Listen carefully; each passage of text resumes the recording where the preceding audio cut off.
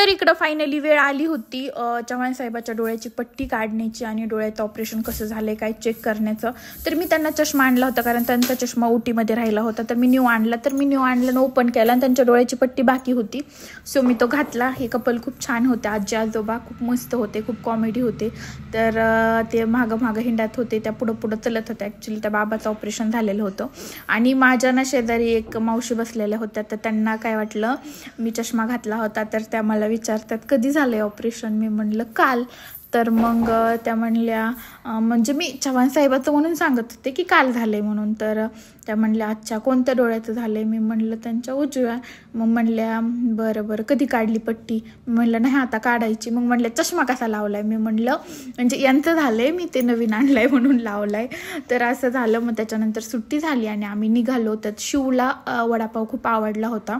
काल एक जण भेटायला आल्या होत्या ताई, तर त्यांनी आणला होता. तर त्यांनी 2 खाल्ले होते म्हणजे रात्री आल्या होत्या.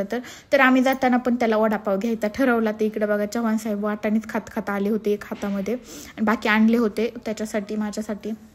तर मी जातानाच गाडीमध्ये खाल्ला.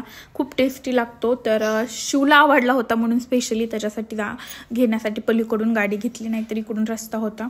त्याच्यानंतर आमचं बोरचं पाणी गेलंय. सो तिथे आम्हाला चवळ हातरायचं होतं हौदामध्ये. तिथे एक हौद आहे त्याच्यामध्ये. तर त्याच्यासाठी आम्ही चवळ घ्यायला गेलो. ते खूप म्हणजे ते नाही जमलं घ्यायला. मग ते आम्ही नाही घेतलं. मग त्याच्यानंतर घरी आले. बघा हे किती भांड्याचा राडा. भांडे सगळे वाळून गेले होते. पूर्ण किचन वाट्यावर राडा होता कारण मला रात्री वापस यायचं होतं पण नाही येणं झालं. स्वयंपाक केलेलं ते गॅस ते सगळा तसंच ठेवला होता. तर रात्री यायचं होतं आणि सकाळी म्हणजे वेळच नव्हता आवरण्यासाठी काहीच. तर मी आल्या पहिले इकडं बाहेर वाळू घातलेले कपडे काढून ठेवले. त्याच्यानंतर माझं आलं होतं एक पार्सल जे की मी इन्स्टावरून मागवलं होतं एका पेजवरून. त्याच्यानंतर मी झाडून काढली रूम. त्यांच्या डोळ्यामध्ये औषध टाकले. एक औषध साईडला ठेवलं 15 मिनिटांनी टाकायचं आणि पहिलं फरशी पुसून घेतली म्हणजे ते झोका पण सोडला नव्हता एवढ्या गडबडीने गेलतो.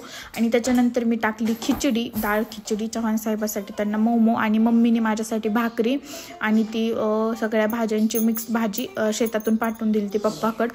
मग आम्ही 3-4च्या टायमिंगला सकाळचे जेवण केले. त्याच्यानंतर मी सगळे भांडे घासले. बघा किती मोठे भांडे साचले होते. किचन वाटा सगळा घासून काढला, साफ केला. त्याच्यानंतर रात्री 6च्या टायमिंगला सासूबाई आल्या होत्या भेटायला. तर त्यांच्यासाठी चहा ठेवला कारण दूधच नव्हतं म्हणून ब्लॅक टीच ठेवला कारण दूध येणार होतं. मग रात्री झोपताना मी काढली छानशी मेहंदी. तर कशी वाटली मेहंदी नक्की सांगा. तर खूप छान म्हणजे मला एवढी मेहंदी काढता येत नाही, मी कधी काढत पण नाही, पण ट्राय केला होता. म्हणलं जसली येईल तसली येईल म्हणून काढली होती. कशी आली आहे नक्की सांगा. तर सगळं झालंय आता. घरी वगैरे आलोत, निवांत झाले आता फक्त औषध वगैरे टाकायचे आणि 3 दिवसांनी चेकिंगला जायचे. तर बघू आता काय होते काय नाही. Tata bye.